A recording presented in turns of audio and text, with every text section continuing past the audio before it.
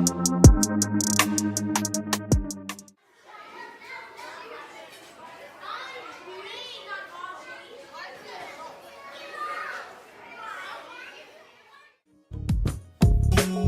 and gentlemen, you are now watching and listening to Real Talk with Ronnie, with your host, Ronald Lin.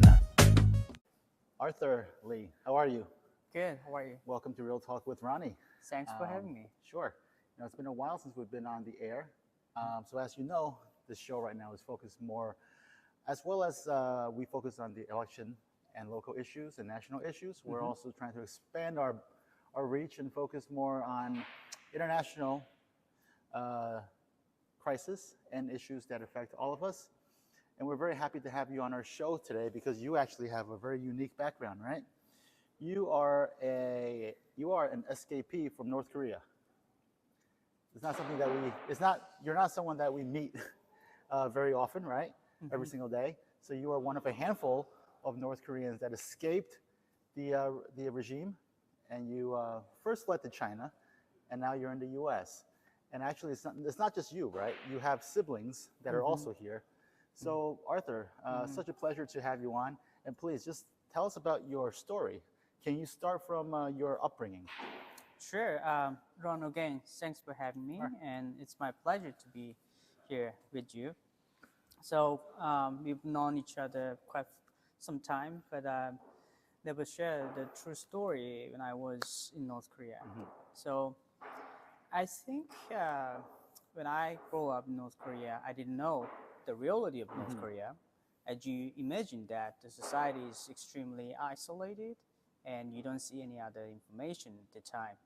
But you know that we have some level of information from outside, but it's only movie, dramas, and some sort of books. Right. But all publications and media is controlled by or censored by the North Korean regime. So we are not allowed to watch, read, or all other foreign publications. So if there is no comparable information, then we are only like educated by North Korean regime. Right. It's only By propaganda, brainwashed, right? Yeah, by the regime. So I think my childhood was pretty normal. I went to school, but the school I went to was a pretty top school in North Korea. Right. And my elementary school actually, Kim Jong-un's wife actually went. So Kim Jong-un's wife went to your elementary school. Yes. Are you guys of the similar age? No, but she's 4 years younger than me. So technically she's my junior. Okay. And then my high school was Pyongyang Foreign Language School, so I learned English there. So pretty much most of North Korean, high-level children, I mean the children of high-level people are studying there. Right. And now they are basically, the next leaders of this country. Right. But so can I ask you a question? So did you come from more of a privileged background? I would say yes. Okay. But not privileged by the grandparents. Right. And the people get benefit from the grandparents level because the grandparents who, along with the founder, North Korean leader, Kim Il-sung, and fought against the Japanese and fought against the U.S. During the Korean War. They are more privileged class. But my father was the top government official. He served 2 times, economy side. So he was the economy official, and he was once a CEO of one of the biggest company in North Korea, and he served as chairman of the Korea Kumgang Economic Development Group, which was the joint venture between Hong Kong businessmen and the North Korea's National Defense Committee. So that background gave me that little bit, privilege. And your father, how did he himself sort of get into that inner circle of the Kim family? I think he wrote his memoir, and then I would believe that it will be published soon. Oh, your dad has written a memoir? Yes, yes, that's correct. And but in his memoir, I guess he tried his best and he met some good people. So actually, he met a person who really close to Kim family, and later that connection made him, make his pass through the entire life in North Korea. Right. So I'm just so fascinated. So, okay, so your father, worked hard, got himself into the inner circle of the Kim family, right? Um, was one of his top economic advisors, was CEO of like a joint state venture. You went to a top elite school, where the future leaders of North Korea tend to go. But at some point, and also you served in the military, right? That's correct. Okay. Yeah. So Right up to graduating high school, I joined the military and I served the 3 years and 4 months. right, Normally, Right. North Korean military, the term is 9 years or okay. 10 years. Now in North Korea, is it mandatory for the civilians to join It's military? mandatory that year I served, Okay, studying so that year. you were the lucky one, right?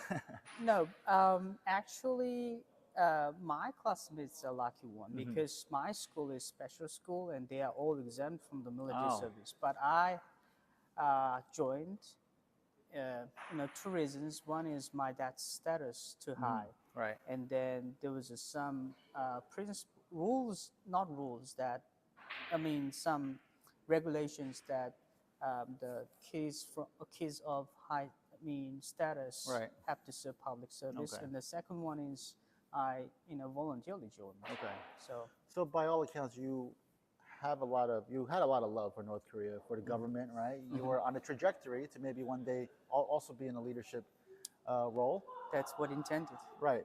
I mean that was written, right? It was in the plan, right? Yeah, it's kind of script. Right. So what happened? Because you defected, your family defected, your sister defected, your whole family did, right? Yes. Why would you give up such a privileged life and background and potential, and risk, your lives? And as I mentioned earlier, so when we were in North Korea, we didn't know the reality and what's the real situation of outside of North Korea.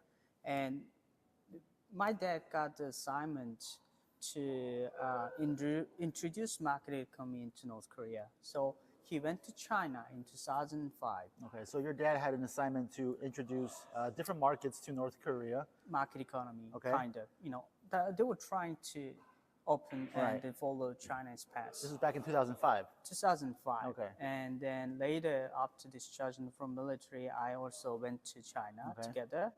And from that point, I think our overall perception shifted Okay.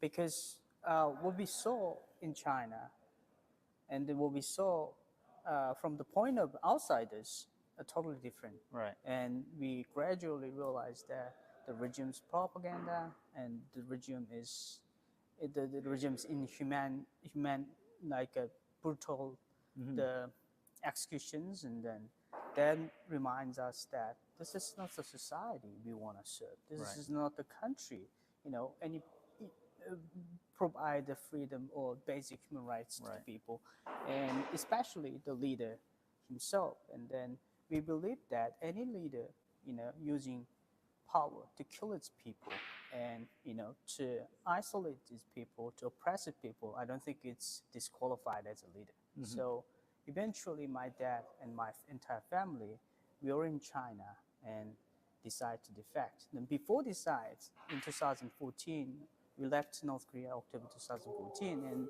as many people know that Kim Jong-un killed his uncle, and along with uncle, he killed 500 officials. 500. Officials. Okay, 500. Yeah. Think about it. Not just them, the families. Right. So we And some of these officials, I'm sure that you and your family knew, right? pretty much, many of them, we Right. know, not relatives, but the acquaintances and friends and colleagues. So I assume that no elite member in North Korea haven't experienced the loss of colleagues or friends. Everybody has that experience right now. So that made us that this is not the regime we should support. And Now, did you personally suffer any losses from family members? not family members, but my friend who I did business with, he allegedly executed with his father-in-law, Okay. and the friend I went to college in China together. His grandfather was Kim Jong Un's aunt's associate, and his grandfather was executed, and him and his family entirely Right. sent to the political prison camp. So, two of them I personally knew was. So how did your family sort of escape the persecution of Kim Jong Un? So those people who executed and purged were related to Kim Jong Un's uncle. Ah, okay. And then when they, defined the purging process, and my dad also suggests that every top level in North Korea met Kim Jong Un's uncle. It's not like someone like he's not someone like it's not just a leader. He was the member of the Kim family. So they eventually ruled that Right. someone who got benefit from him is subject to execution or Anyone purges. who ever got any sort of benefit from Kim Jong Un's uncle was Yeah. subject to execution. That's true. Luckily But for you and your family, you were never we a part never of that. get any benefit from Right. that. Actually, my dad met Kim Jong Un's uncle before he was died 20 days ago. Executed 20 days ago. So my dad was pretty worried about it. Right. But eventually, North Korea regime that find out that we don't get any beneficial relationship. We were just having a government focused relationship. So my dad was free. But other than that, that execution continued to whole entire year Right. up to late 2014, and that's why my family made the decision to escape. So it took you and your family going to China to finally realize, or to see that there was actually a different narrative about North Korea. And I guess that's a little bit of an irony, right? Because if you ask a lot of the people here in the U.S., they would say, "Oh, wow, you went to China to find this out," because China has a reputation for also being very secretive and has a tendency to censor, but not to the extent like North Korea, right? Yeah, no. Right.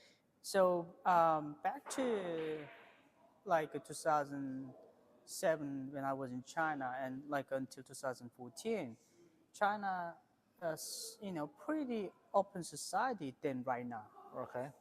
So So you have there noticed have a been difference. Olympic Games 2008, Right. and then there was a peak. I saw China's development, and also China still has internet, and people free to leave. So in and North Korea, come. there's no internet?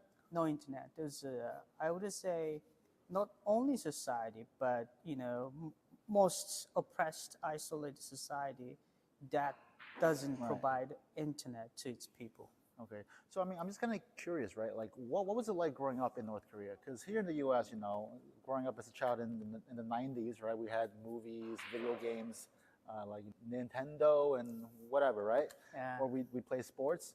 What would a typical North Korean child or teenager do, Usually, after school or on the weekends? So that was a good question, though. And in like North Korea, most children Right. are committed school project after school. Okay. So they Right, but I think organize that's a variety actually, of. I think that's actually the same way it is in many Asian countries, right?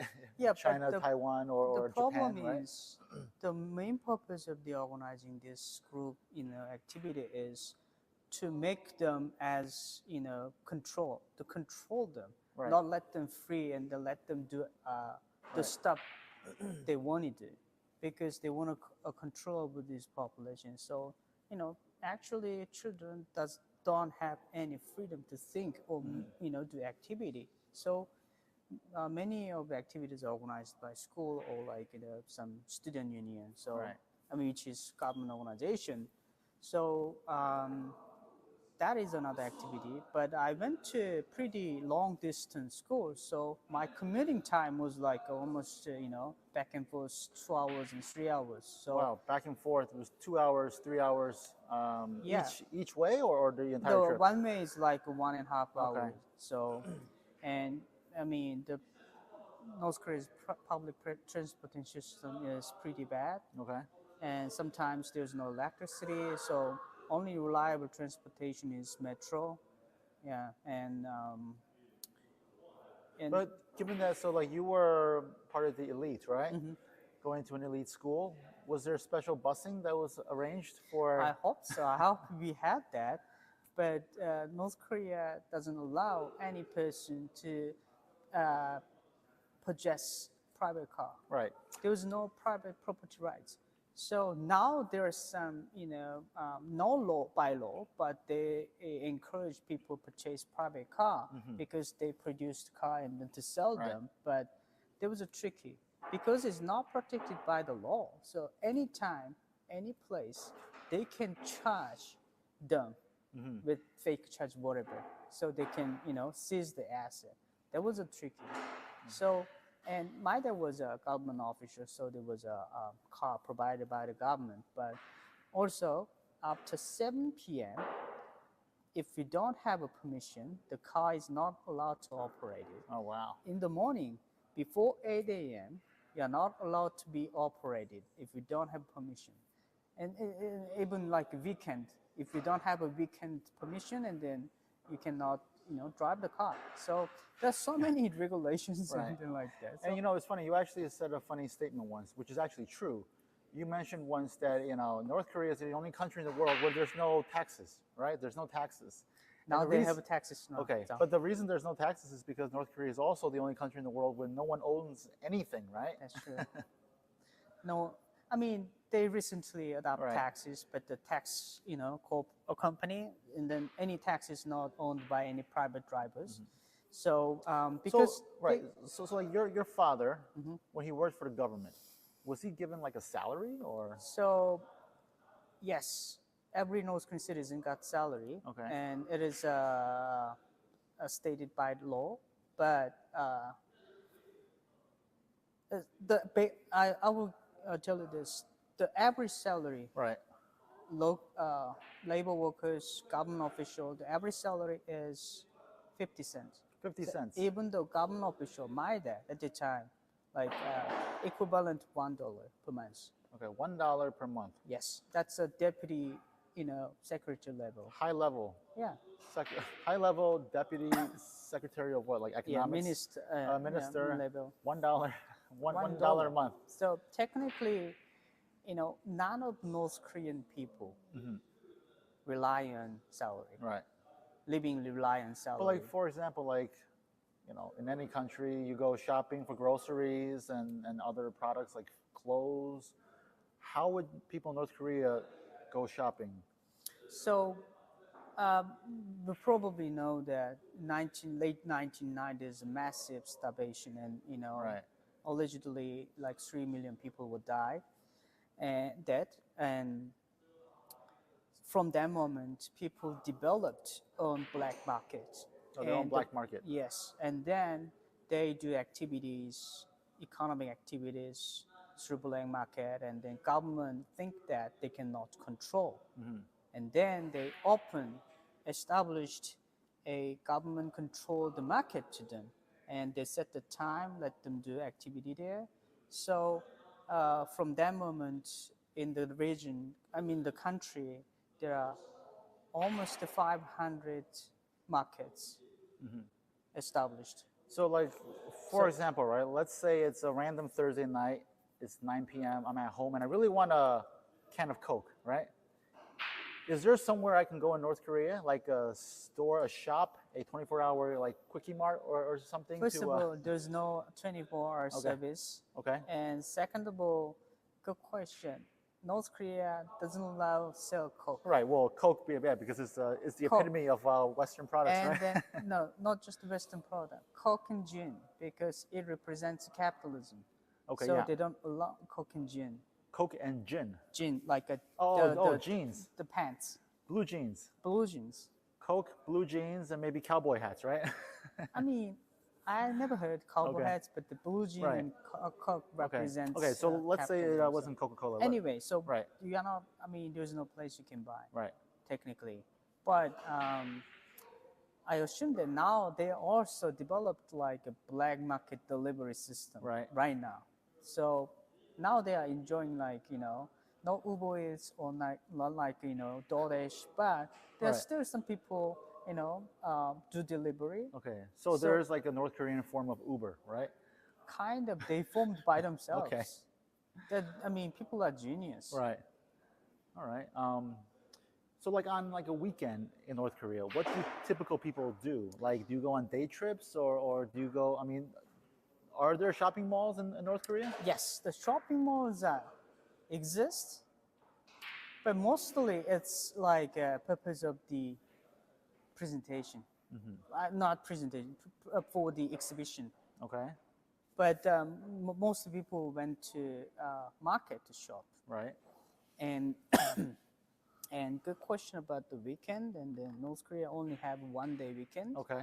Saturday is basically morning we have a session, study session, like a self-criticism session, and then study session for North Korean government's policy like that.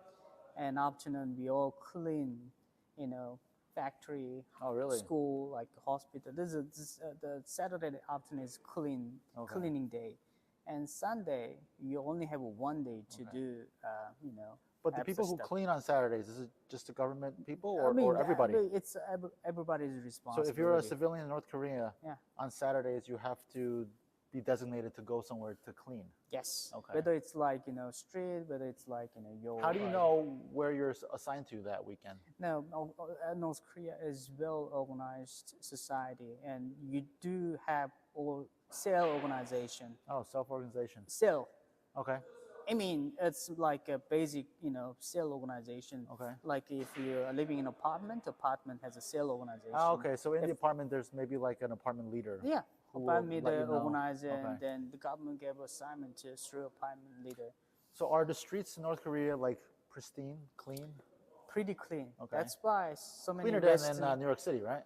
cleaner than New York City. Right. That's why so many Western, journalists, people surprised in North Korea. Right. Oh, they have a high building, like even like they called Pyongyang as the specific area as a Manhattan, like Okay. Pyongyang and Manhattan, the plus the Manhattan. Right. So, yeah. Are there forms of entertainment in North Korea? Yeah. I mean, I know that Kim Jong-un's father was a big fan of Dennis Rodman, right?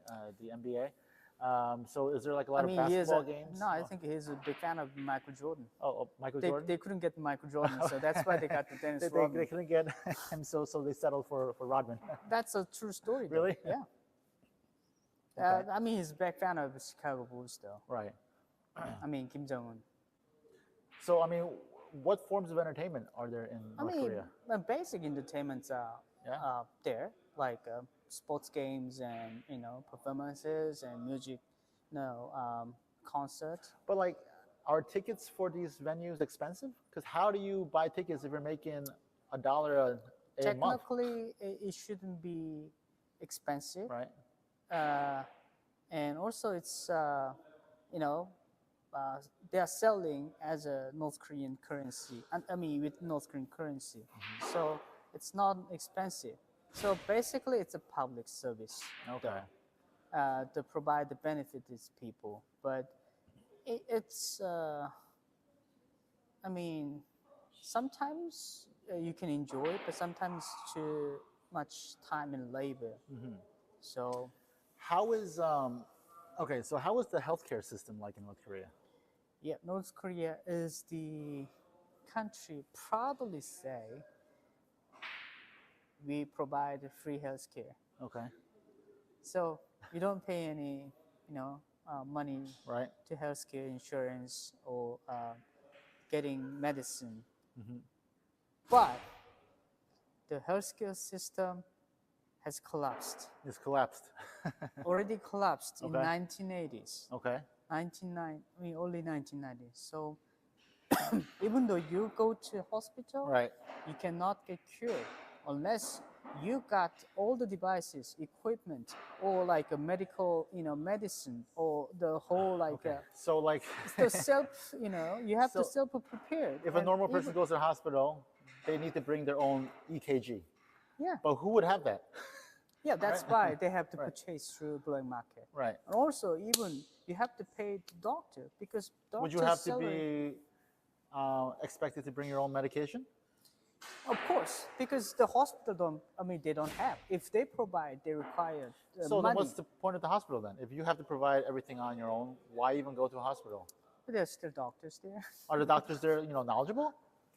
I mean, what else we can do? I mean, it's. I mean, technically, they're better than the Right. normal person, right? They, get trained. So, yeah. So I'm just thinking, like, if you had to give birth, right? It's a very painful process. I know a lot of women get the, epidural shot, right? Which is quite expensive. Is that something that North Korean women have access to, or do they mostly give birth just kind of like, with no epidural? I'm not expert on that, but there are some hospitals specializing helping women to give a birth, and there are some materials to be provided, but still now it's more like rely on money. So in the past, like late 1980s, 1990s, still the system worked, provide some level, not pleasant, satisfied level, but it was okay. Now it's totally, if you want a medicine, cure, whatever, you need money to pay. So basically, North Korean government, this free healthcare system totally collapsed. Is there a number out there that specifies how many people annually from North Korea defect? Yeah, they have a count, Okay. but from COVID period, North Korea, blocked the border, Okay. so they don't allow any person to leave. I mean, technically. Speaking of COVID, right? Kim Jong Un has made the fantastic claim that no one in North Korea Yeah. Contracted COVID. There was a joke that. Is that true? I mean, do you know of anyone in North Korea that actually got COVID? I talked to some people, Right. and then they have symptoms very similar to Okay. COVID, but they don't count them as a COVID. Right. The patient. They just call them like, oh, they got the cold, and then Right. gave a flu shot. Right. Yeah, and then if they reduce the fever, and then you're all cured and go. And there's people actually who got COVID and infected. And I heard that some of them are locked in special areas in hospitals, and pretty much they're dead. Okay. So, and they don't count them as the COVID patient. Well, I and guess now, it's Kim Jong Un announced that we are fighting with COVID, which means that the local level and government officials, they should keep zero COVID. If found any COVID case, that person could be in trouble. So they don't report Kim Jong-un that we have a COVID. So that's why. So we therein have lies the problem, right? Yeah. So there was if you report that there are COVID cases, you get in trouble with Kim, and then you get maybe executed. So That's no why one reports COVID. That's why they are still locked the border. They are still locking the border. There's no one can request or give advice Kim Jong-un that, hey, we already overcome COVID. Right. Let's open the border. No one could What tell. was that joke that you wanted to say before? The joke was that, like here, if there's a one COVID case in the North Korean regime, to shoot them. Shoot them. That's why there's no COVID. Right, right. Well, I guess that's the perfect vaccine, right? That's. It's ridiculous that any government execute the conducted zero COVID policy. This is not It's just realistic. ridiculous, right. Realistic. But the best thing they can do is just provide the healthcare system they can do. Okay. So you at some point left China to come to the U.S. And so what are your thoughts about the U.S. being from North Korea? Is it as decadent as horrible as North Korea says it is, or is it a little bit of both, or what do you think? So when I was in North Korea, there was all the propaganda was United States is the evil society, only benefits riches, and they don't care about poors, and every people in United States are suffering from the capitalism, and then like that. But I mean, you all know the reality, and even though when I was in China, I knew some U.S. The policies in the about United States. So I do have positive opinion in the U.S. But when I landed in the U.S. and then I was surprised that the undeveloped infrastructure, and if some places even worse than China and South Korea. So yeah, I hope that U.S. focus on its own infrastructure more than Well, yeah, I think infrastructure, and I've said this many, many times, infrastructure in the U.S. is a very big embarrassment. You look at the subway system in New York City, right? Yeah, it's horrendous. I horrible. told several people that, I mean, to be honest, New York subway system is worse than North Korea's the central metro system, Pyongyang metro system. I mean, at least the Pyongyang metro is kept clean. Right, it's clean because everyone has to clean it every single week, right? Is there a big rat problem in the metro system in North Korea? What problem? Rat problem. No, I mean, in that aspect, North Korea is pretty strict. So I think they say that in New York City, there's like 4 rats for every person, right? There's 1 million people in Manhattan, so there's like 4 million rats. I think it depends on the punishment level. So if there was a rat, and then I mean, that could be big trouble for the operators of the metro system in North Korea. See, I think if the rat population in New York City had a leader like Kim Jong-un, right? Then I think that would actually be a good thing, right?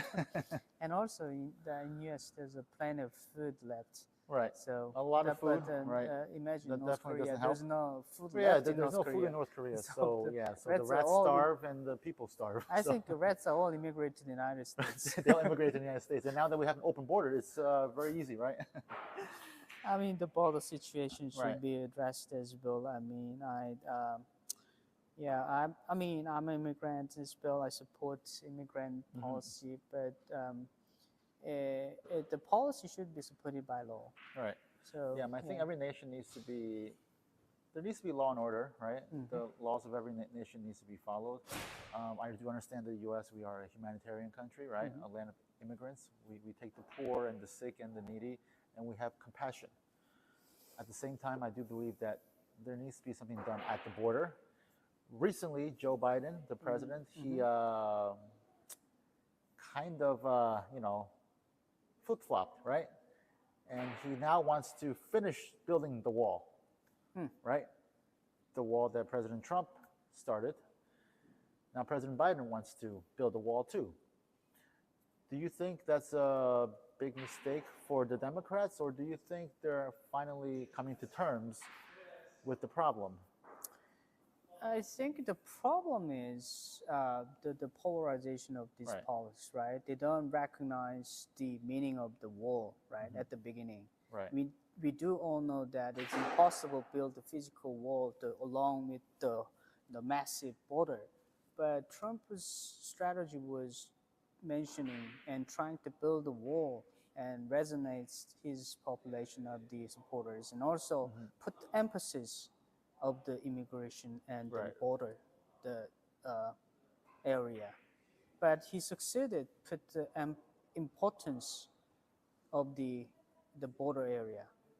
Now, I think Biden using the same strategy that people are criticizing the administration's immigration policy, and he would like to shift this attention to, oh, I'm paying attention to the border, policy. So he, both Democrats and Republicans, they all know, they knew this is the problem. But the building board, I mean, they want to grab these population who are interested in border security. So that's why now Biden is trying to, re-establish the border wall, but the problem is any media or people like experts, scholars don't recognize the effort made by the previous administration. Right. Yeah, I mean, I think this border crisis is it's an American crisis, right? It doesn't matter which administration comes into power; it's something that needs to be dealt with.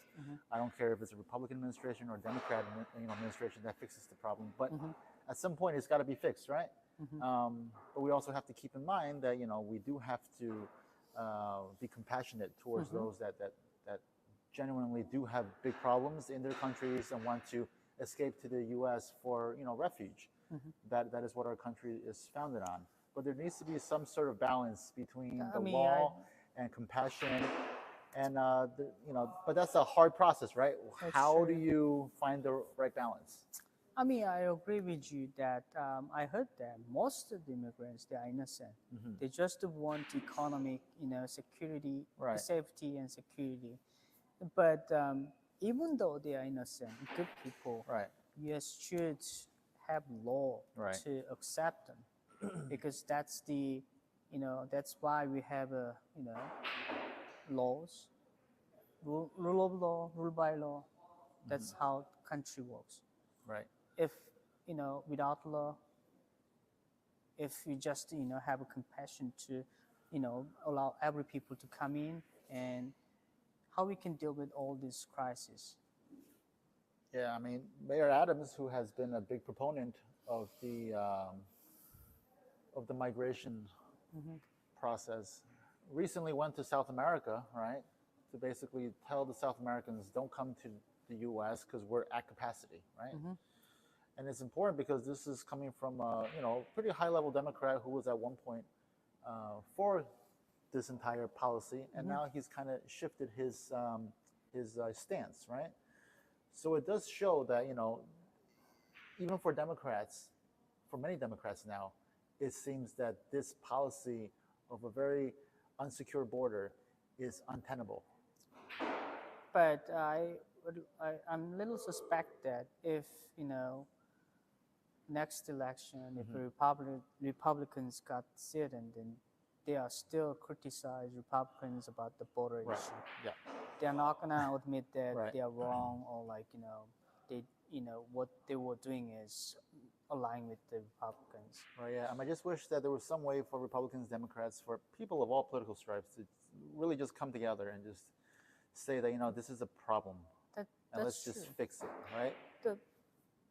Both sides should put the priority on the issue of national interest, right? But they put their interest over national interest. That's the main problem. Well, the problem is that in our political system, both parties want to gain power, right?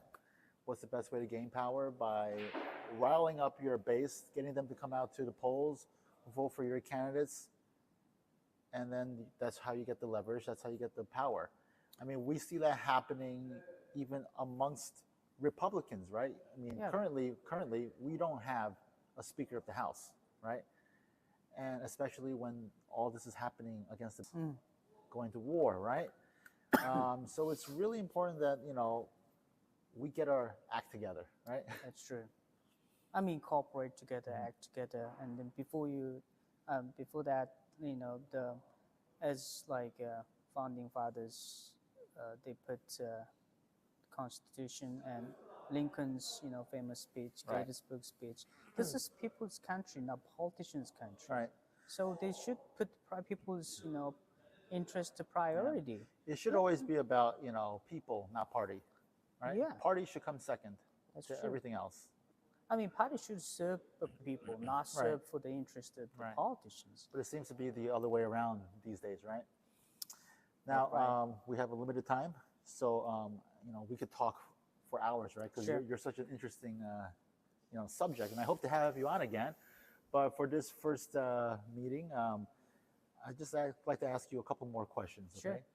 So, where do you see the future of North Korea-U.S. relations? I mean, do you think it ends up in some sort of conflict?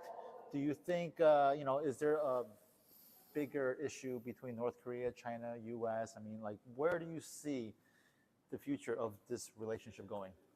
In terms of relationship between United States and North Korea, I don't think there will be any compromise quite soon,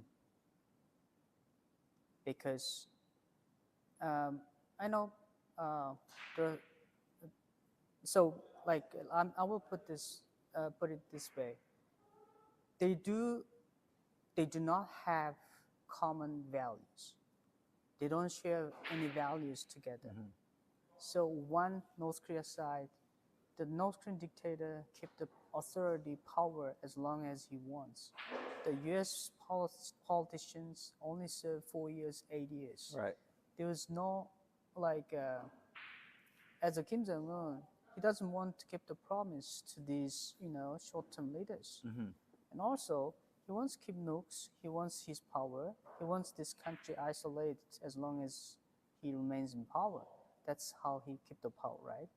So everything the United States wants from North Korea is contradicts Kim Jong Un's power. Right. So I don't think there will be any agreement. And if there is an agreement, that there might be wrong negotiation. So technically, as long as Kim Jong Un remains power, there is no. And the second thing we can think of is, we can educate North Korean population through information influence campaign. So like me, I never knew about outside when I was in North Korea. Even though I watched dramas, I couldn't, understand.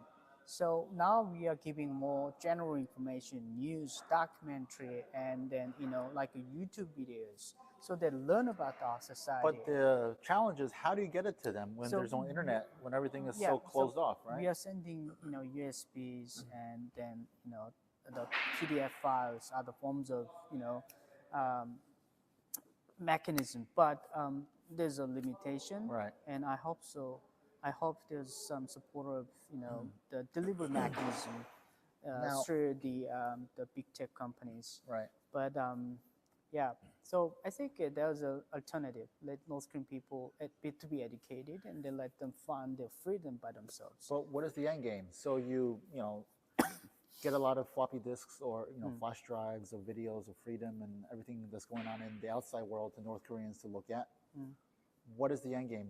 Are you hoping for like maybe an uprising, a revolution, or mass mass defection, or what? So mass defection is not ideal situation, because it means that flow of refugees, and not any country can handle that, especially North Korea is border with China and Russia, and then they will send them back, or they will detain them.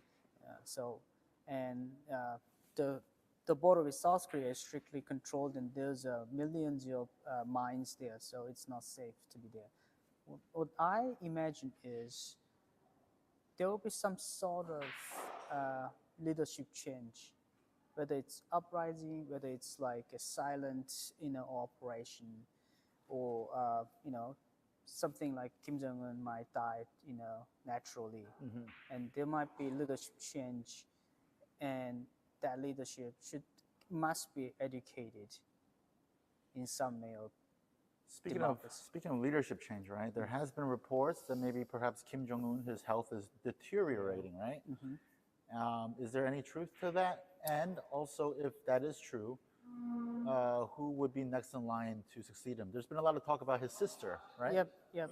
So when we observe Kim Jong Un's appearance in public media, and many experts and even like health experts see his movement, and then appearance, and his breathing, and the way he speaks, and then we can identify his health condition. So pretty much his health is not in good condition. But the successor of this leader, Kim Jong Un, might be initially his current sister. He has no children, right? Now he has children. Oh, he has boy children? and girl, and the girl especially nowadays, she was on screen, Oh, but that's she's right. only His 11 daughter. years old. Yeah, his daughter. Yeah. But I mean, my sense is initially, Kim Jong's sister is kind of, protector of So she these would probably children. be like, if anything were to happen to Kim Jong Un, she would probably be like a caretaker That's leader true. But still, for a long enough time the until power- his son or daughter would yes, grow yes, up, right? Yes. Okay. Or alternative is Kim Jong Un has a brother, Mhm. so The one that he hasn't killed yet, right? not killed. He's a Right. like a real brother, Right. not the half brother. Right. But his brother has mental issue, Okay. so Well, one not could sure. argue that the entire family has mental issues, right? Yeah, Right. that's true. So- But his brother was big fan of Elliot Clinton, the guitarist, Okay. and big fan of music. So actually, his skills playing guitar Okay. is beyond the amateur level. Is almost the expert level. So he has some emotional up and down, and that's why we have people saying that he has mental issue. And Is he the younger brother or older no, brother? older brother. Older brother, okay. Older brother. So that he's also one option to be a leader once Kim Jong Un died. Right.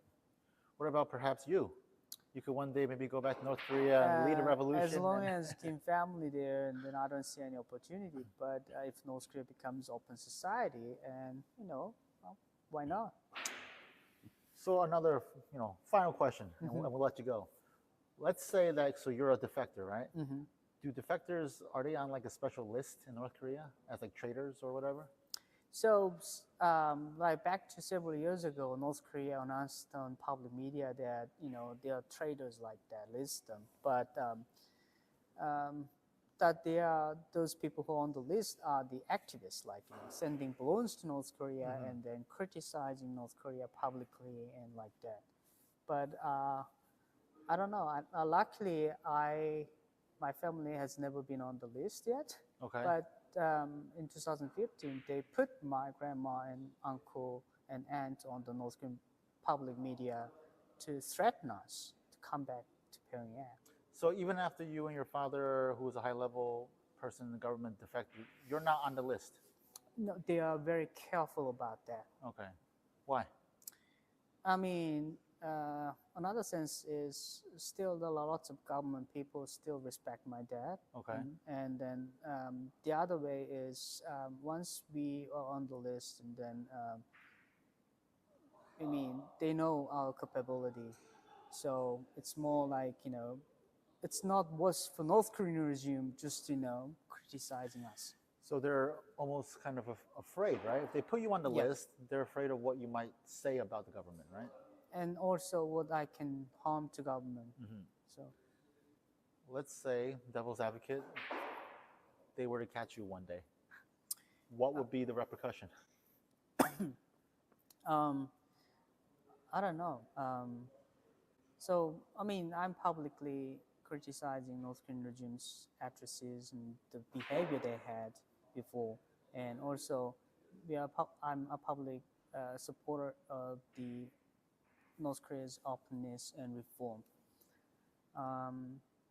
Yeah, but maybe they are not paying attention to me. After this interview, they might. No, I'm kidding. That's true. Well, Arthur, thank you so much for this fascinating insight into a glimpse of North Korea, right? Because it's in the U.S. it remains such a mystery, right? There's a reason why it's called the Hermit Kingdom, right? Because no one really knows anything about it. But I think through today's interaction, we were able to gain a little bit of insight of what life is like inside North Korea.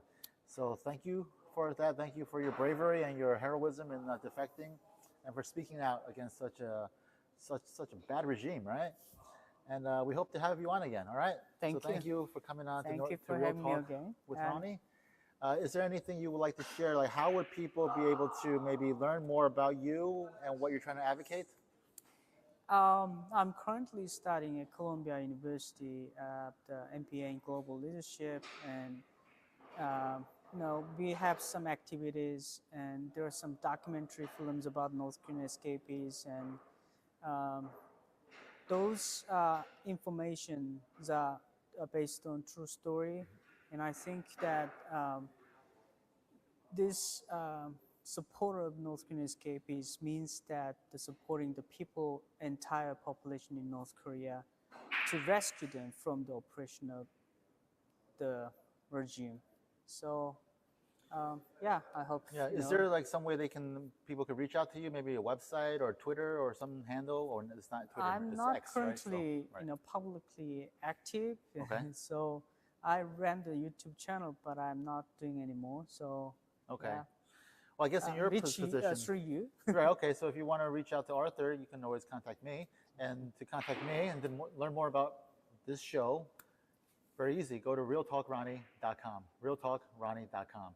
All right, guys. Thank you for joining us today. And Arthur, we hope to have you on real soon. Okay. Thanks for listening. All right. Thank you. All right. Later, guys.